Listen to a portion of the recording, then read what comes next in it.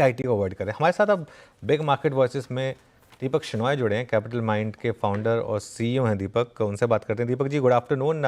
IT से ही शुरुआत करते हैं। आज बड़े आईटी स्टॉक्स में 5 से लेकर 10% तक की गिरावट, और ये तब जब ये सेक्टर पहले ही काफ़ी अंडर परफॉर्म कर चुका है।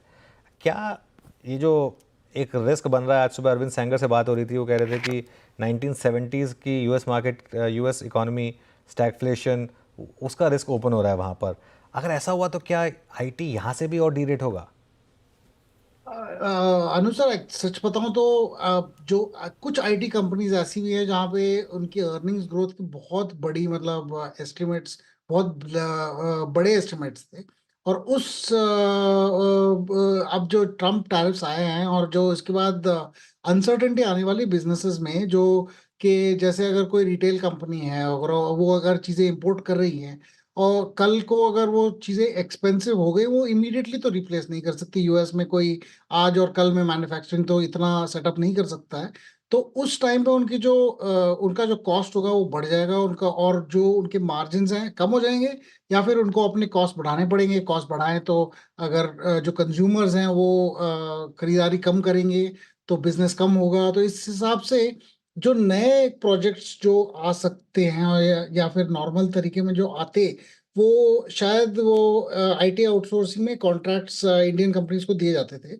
लेकिन अभी जो मतलब अनसर्टेनिटी आ गई है उसकी वजह से आई थिंक लोग सारे प्रोजेक्ट्स को पोस्टपोन करेंगे, और जो करंट बिजनेस है उसको भी थोड़ा कम करने की कोशिश करेंगे। आई थिंक ये जो चीज है, इससे आईटी कंपनीज का आई थिंक सबसे ज्यादा मेन स्ट्रीम इम्पैक्ट होने वाला है उसमें। I think large cap IT फिर भी ठीक है in comparison, but small cap और जो स्पेसिफिकली आईटी वाले जो ऑटो वाले जो आईटी कंपनीज हैं, जिसमें ऑटो कंपनीज में फोकस करते हैं, उनमें अनसर्टेनिटी और बहुत ज्यादा बढ़ जाएगी, क्योंकि यूएस ने अभी ऑटो में स्पेसिफिक इंपोर्ट्स डाले सारी कंट्रीज से, specifically from Europe and also from Japan. तो जब तक वो मैन्युफैक्चरिंग शिफ्ट हो यूएस में, तब तक आई थिंक ये कंपनीज में they will be a small problem. So जो जैसे आपने बताया केपीआईटी या फिर कुछ और, वहां पे ऑटो फोकस, सम थोड़े कंपनीज में ऑटो फोकस ज्यादा है। लेकिन ये जो लार्ज कैप आईटी है वो थोड़ा सा कंपैरिजन में थोड़ा सा कम हो सकते हैं। और आई थिंक जब तक अनसर्टेनिटी रहेगी अनदर 2-3 वीक्स, बाकी कंट्रीज जो अपने रिटेलिएटरी टैरिफ्स डालेंगे, उस हिसाब से हमें शायद और रिसेशन के चांसेस और बढ़ेंगे वर्ल्ड वाइड में। तो ये आई थिंक इस वजह से ये चेंजेस हो रही हैं। लेकिन जो कंपनीज इंडिया फोकस्ड हैं उनमें ज्यादा कोई बदलाव नहीं आएगा। पर वो आई थिंक वो आईटी नहीं कहलाती, वो मोस्टली या तो टेक्नोलॉजी कंपनीज हो गई या फिर कुछ और हो गया। उसमें उतना ज्यादा फर्क नहीं पड़ेगा। बिल्कुल। तो ये बात हो गई खैर आईटी की। एक चीज़ जो बहुत लोगों को क्यूरियस लग रही है वो है बैंक निफ्टी का इतना आउट परफॉर्मेंस और बैंकिंग स्टॉक्स का शानदार आउट परफॉर्मेंस, चाहे पीएसयू बैंक्स हो या प्राइवेट बैंक्स हो, पिछले 1 महीने के करीब में। इसको आप कैसे देखते हैं और यहाँ पर क्या व्यू होगा आपका? तो अनुज जी, यहाँ पे हम पॉजिटिव हैं बैंक्स पे। दो चीजें हैं यहाँ पे। एक तो क्रेडिट ग्रोथ काफी स्लो हो गई थी। दो चीजें चेंज हुई हैं। एक तो आरबीआई ने लिक्विडिटी ऐड करना स्टार्ट कर दिया, तो इस तरह से बॉन्ड यील्ड्स कम हो गई हैं। आज 6.48% पे हैं। करीबन 1 1.5 महीने पहले वो 6.7 के करीब थे। तो उस डिफरेंस में बैंक्स के ट्रेजरी बुक्स में काफी प्रॉफिट आएगा। क्योंकि वो जो कुछ बॉन्ड्स अपने अगर होल्ड कर रहे हैं तो उनमें प्राइसेस इंक्रीज हो जाते हैं। यील्ड्स कम होने के टाइम पे प्राइसेस इंक्रीज हो जाते हैं। तो आई थिंक एक वो है कि लिक्विडिटी का सिचुएशन बेटर हो गया है, और शायद रेट कट भी आएगा, उस वजह से ट्रेजरी का इनकम ज्यादा बढ़ेगा। दूसरी बात ये है कि जो आरबीआई ने पहले रूल्स रखे थे कि आप पर्सनल लोन्स को आप बढ़ाइए मत, उनको कम कीजिए, उसके ग्रोथ को, क्रेडिट कार्ड की ग्रोथ को कम कीजिए, वो सारे रूल्स अब थोड़े धीरे धीरे से हटाने लग गए हैं, क्योंकि ग्रोथ कम हो गया है। क्रेडिट कार्ड का ग्रोथ आई थिंक नियरली 10% या 10% से कम भी है। अनसिक्योर्ड पर्सनल लोन्स भी 10-11% के करीब थे। ये दोनों 20 और 30% के बीच में ग्रो हो रहे थे लास्ट 2-3 ईयर्स में। तो अब जो नया फोकस आया कि अच्छा ठीक है, इनको रहने देते हैं, उनको वो आगे बढ़ाने देते हैं। और कॉरपोरेट के जो कैपेक्स साइकिल है वो शायद इस ट्रम्प टैरिफ्स की वजह से फिर से स्टार्ट हो जाएगा। इस वजह इसलिए कि आई थिंक लोग अब वेट ही कर रहे थे कि टैरिफ कितना ही आएगा, अब देखते हैं कहाँ हम फोकस करें। अब क्लियर है कि आप एक्सपोर्ट पे तो फोकस नहीं कर सकते हो, आपको डोमेस्टिक में ही फोकस करना पड़ेगा। और अगर आप डोमेस्टिक में फोकस करोगे तो आप इस तरह का कैपेक्स करोगे, आप थोड़ा प्लानिंग बेटर कर सकते हो। तो इस वजह से I think corporate industrial capex भी स्टार्ट होगा, स्पेसिफिकली डिफेंस और मैन्युफैक्चरिंग सेक्टर्स में।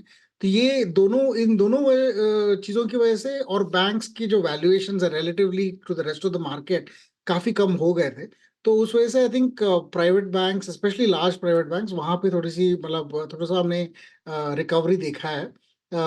हम इसमें पॉजिटिव हैं, हमारे पास भी कुछ बैंक है, तो इसलिए हमें लग रहा है कि आई थिंक इस साल में बैंक शायद थोड़ा अच्छा करना स्टार्ट करेंगे एटलीस्ट।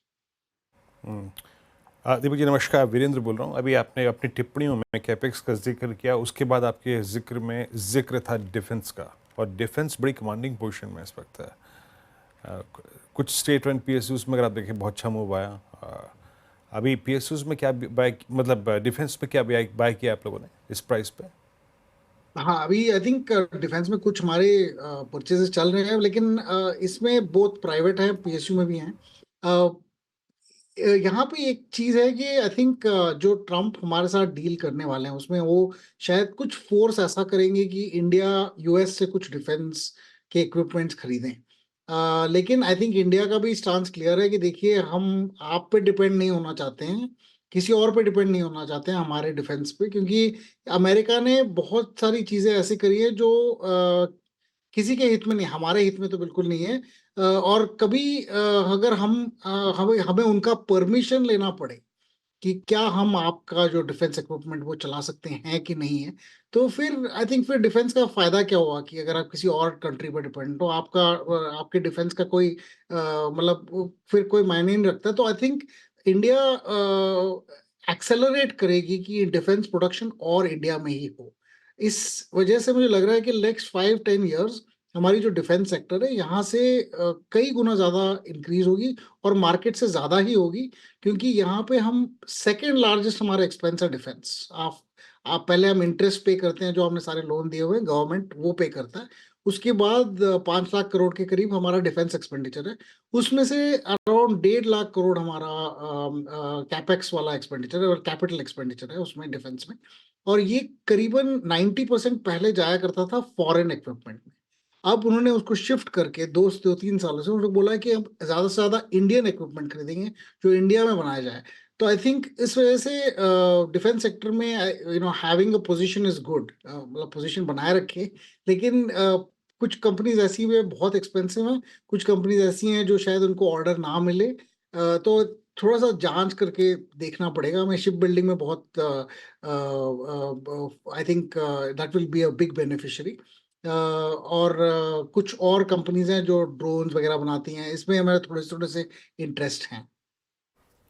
ठीक है, तो ये कुछ सेक्टर स्पेसिफिक बात हुई। दीपक जी गुड आफ्टरनून, श्रेया बात कर रही हूँ। हमने सेक्टर स्पेसिफिक बात की, लेकिन मेरा सवाल ओवरऑल मार्केट के ऊपर है। आज एक्सपेक्टेशन थी कि मार्केट में आज भारी बिकवाली आएगी टैरिफ अनाउंसमेंट के बाद, लेकिन वो कहीं ना कहीं बाजार ने भुना लिया। मात्र ½ करीब बिरकर निफ्टी फिलहाल कारोबार कर रहा है, मिड कैप इन ग्रीन है। आपको क्या लगता है आगे बाजार की चाल कैसे रह सकती है? टैरिफ टल गया, क्या और चैलेंजेस आपको बाजार के सामने नजर आ रहे हैं? तो श्रेया जी, यूजली ये होता है कि मार्केट अगर किसी चीज से परेशान है तो उससे पहले, उस इवेंट से पहले मार्केट ऊपर नहीं जाया करती यूजली। तो ये पिछले 1 महीने में करीबन मार्केट 5% ऊपर गई है। और मुझे लग रहा है कि एक तरह से नीचे जाते जाते थक गई थी एक तरह से मार्केट, और फॉरेन इन्वेस्टर्स ने भी बेचना उनका कम हो गया था। यूजली वो ऐसा नहीं होता है कि अच्छा कोई इतना बड़ा अनसर्टन इवेंट हो और आप अपना बेचना कम ही कर दो उस टाइम पे, और कि ताकि फिर मतलब the market kind of stabilises. ये वाला जो सिचुएशन था, इससे ये लग रहा था हमें कि शायद इतना इम्पैक्ट नहीं आएगा, पर थोड़ा सा सरप्राइज भी है कि इम्पैक्ट इतना कम है। स्मॉल कैप्स आज ऊपर हैं एक्चुअली, और सिर्फ निफ्टी थोड़ा सा नीचे है। आई थिंक मुझे एक्चुअली मार्केट से ही ज्यादा फीडबैक आ रहा है। ये लोग आई थिंक और परेशान हैं। जब मार्केट ऊपर जाती है और लोग परेशान हो रहे होते हैं कि अच्छा आगे क्या होगा, यूजुअली मेरे एक्सपीरियंस में ये रहा है कि मार्केट ही करेक्ट होता है। सो आई थिंक हमें वो ध्यान देखना चाहिए कि क्या शायद हम ज़्यादा पेसिमिस्टिक ना हो जाएं इस वजह से कि टैरिफ्स हैं या फिर यूएस में रिसेशन आएगा, उस वजह से हमारा इम्पैक्ट आई थिंक थोड़ा कम है इकोनॉमिकली ऑल्सो, और मार्केट में भी इम्पैक्ट शायद उतना ज़्यादा नहीं होगा। अब मैं कह नहीं सकता कि मार्केट क्या करेगा, पर लग रहा है मुझे कि आई थिंक थोड़ा सा हम ओवर पेसिमिस्टिक शायद हो गए थे। अच्छा, एक बहुत आज सेक्टर, आज क्या पिछले कुछ समय से रिवाइवल हुआ है एक सेक्टर का, वो है टेक्सटाइल्स। दीपक जी, आपको याद होगा 2004-5 में एक बहुत बड़ा सेक्टर हुआ करता था और काफ़ी बड़े मार्केट कैप के स्टॉक्स हुआ करते थे, वो तो अब कहीं के कहीं गुम हो चुके हैं। लेकिन अभी जो नए प्लेयर्स हैं, जैसे गोकुलदास एक्सपोर्ट्स है, इंडो काउंट है, काफ़ी आज हमने ठीक ठाक रैली देखी इन सब स्टॉक्स में, और एक अजम्पशन मार्केट ही लेकर चल रही है कि कंपेटिटिव एडवांटेज है अब हमारे पास, क्योंकि बांग्लादेश और वियतनाम पे टैरिफ ज़्यादा है। क्या ये सही एनालिसिस होगा? आप खरीदेंगे ये टेक्सटाइल स्टॉक्स? हाँ, आई थिंक इस जो टैरिफ्स की जो कॉन्टूर्स है इस तरह से हैं कि इंडिया का कुछ ज्यादा मतलब उन्होंने बढ़ा दिया है, लेकिन चाइना, वियतनाम, ऐसे कंपनीज का उन्होंने और ज्यादा बढ़ाया है, तो उस वजह से हमारा थोड़ा कॉम्पिटिटिव एडवांटेज बनता है। पर हमारा जो अभी जो सिचुएशन ये है कि हम जो टेक्सटाइल कंपनीज में हमारा जो पहले कॉम्पिटिटिव एडवांटेज हुआ करता था वो लेबर था, अब वो बांग्लादेश और वियतनाम का ज्यादा है। और दूसरी बात ये है कि जो हम जो प्रोडक्ट्स बनाते थे वो ये वाली कंपनीज हमारे से चीपर बनाया करती थी, और वो डिफरेंस काफी ज्यादा था। तब वो डिफरेंस कम हो गया, पर आई थिंक इन कंपनीज को अब ऑर्डर मिलने भी चाहिए। और यूएस में क्योंकि सबके प्राइसेस बढ़ेंगे, ये नहीं कि हमारे कम होंगे, हम भी बढ़ेंगे, पर उनके चाइना और वियतनाम और बांग्लादेश के प्राइसेस हमारे से ज्यादा बढ़ेंगे। तो यूएस कंज्यूमर जो है अब उसी टी शर्ट का ज्यादा पैसा देगा, या फिर वॉलमार्ट जैसे कंपनीज हैं उनको अपने मार्जिन्स कम करने पड़ेंगे। दोनों अच्छे कॉन्सिक्वेंसेस नहीं है। तो हमारा यही है कि हमें चोट लगी, लेकिन किसी और को चोट ज्यादा लगी। इसका मतलब ये नहीं कि हमारी मतलब हमें हमारे टेक्सटाइल कंपनीज पे अभी बुलिश होना चाहिए। थोड़ा सा आई थिंक कमेंट्री मैनेजमेंट की देखनी चाहिए कि इसके बाद ऑर्डर फ्लो किस तरह से आ रहा है, और कि इस चीज में डॉलर डिवैल्यूएशन और रुपी डिवैल्यूएशन का भी बनता है। अगर चाइना अपने करेंसी को और डिवैल्यू करती है तो शायद थोड़े से इस डिफरेंस का, हमारे और उनके डिफरेंस का, वो चेंज हो सकता है काफी। वियतनामीज डोंग आज काफी गिर गया है compare to the US dollar, तो थोड़ा सा ऑफसेट हो सकता है उस वजह से। तो हमारी एडवांटेज उतनी भी ज्यादा नहीं है कि जितना हम देख रहे हैं बस नंबर से, कि हमारा 26% है, उनका 34% है, जो भी है। आई थिंक ये थोड़ा और लंबा खेल चलेगा। तो इसको आई थिंक मैनेजमेंट कमेंट्री और ऑर्डर फ्लो से ही देखना चाहिए। अभी थोड़ी जल्दी है कि इतनी जल्दी हम जंप नहीं करेंगे।